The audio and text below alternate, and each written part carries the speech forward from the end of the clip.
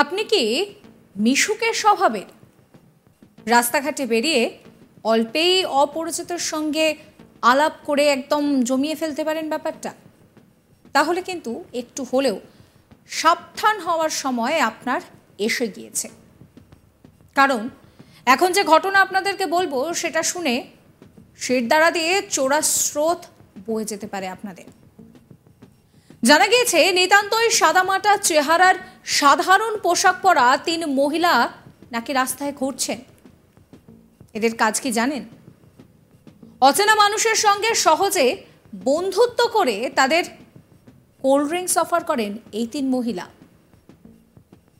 আর কোনো রকমের যদি কথায় ভুলে এই মহিলাদের থেকে ঠান্ডা পানীয় চুমুক দিয়েছেন তো আপনি শেষ। না, ভাবছেন তো যে ঠান্ডা পানীয় মাদক মিশিয়ে সর্বোচ্চ লুট করে নেওয়ার ঘটনা তো প্রায়ই শোনা যায়।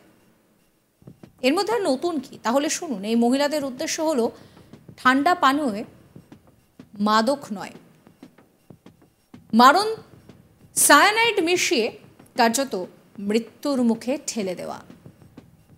এরপর সঙ্গে থাকা সমস্ত কিছু লুট করে নেওয়া।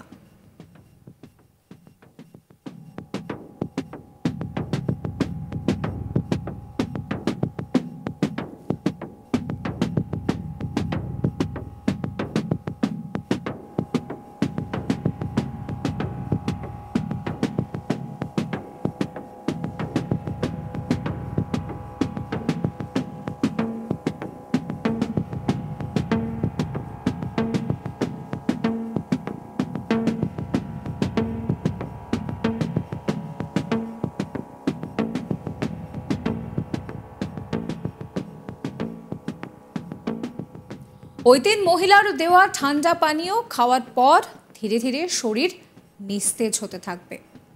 এরপর আস্তে আস্তে চির ঘুমে ঢলে পড়েন মানুষ। এরপর সঙ্গে থাকা টাকা পয়সা গয়নাগাটি যাবতীয় জিনিস হাতিয়ে নিয়ে পকার পার করতে বেশি দেরি করেন না এই মহিলারা। চাঞ্চল্যকর এই ঘটনাটি ঘটেছে অন্ধ্রপ্রদেশের তেনালির ঘটনা। সিরিয়াল কিলার হিসেবে এই 3 মহিলা, যাকে বলছে যে পুলিশের ঘুম কেড়ে নিয়েছে। পুলিশ সূত্রে জানা গিয়েছে 3 মহিলা সহ মোট 4 জনকে নিজেদের শিকার বানিয়েছে এই 3 মহিলা সিরিয়াল কিলার।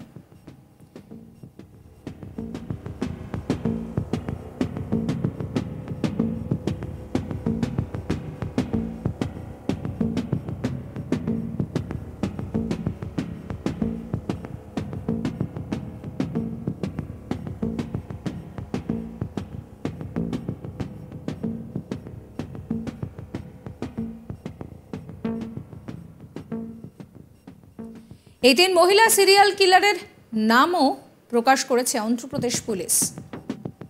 মুনাগাপ্পা রজনী, মাদিয়ালা ভেঙ্কটেশ্বরী ও গোলরা রমনম্মা, এই 3 মহিলাকে ইতিমধ্যেই পুলিশ গ্রেফতার করেছে। জানা গিয়েছে মাদিয়ালা ভেঙ্কটেশ্বরীর বয়স 32 বছর। বিগত 4 বছর ধরে তেনালিতে কাজ করেন। এরপর কম্বোডিয়া যান, সেখানে সাইবার ক্রাইমে জড়িয়ে পড়েন। পুলিশ 3 মহিলাকে গ্রেফতার করে।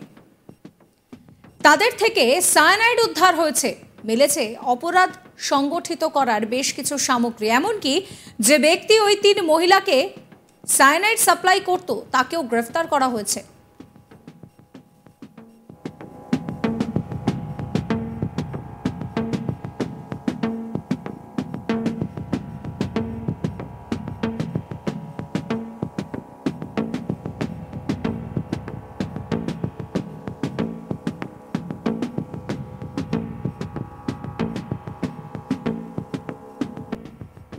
কিন্তু এই 3 জনের খোঁজ হঠাৎ করে পড়লো কেন? জানা গিয়েছে চলতি বছরের জুন মাসে নাগুর বি নামে এক মহিলার হত্যার ঘটনা এবং আরও 2 জনকে একইভাবে সায়ানাইড মেশানো খাবার খাইয়ে হত্যার চেষ্টার পর পুলিশ যাকে বলে চিরুনি তল্লাশি শুরু করেছিল। আর সেখানেই এই মহিলার খোঁজ মেলে।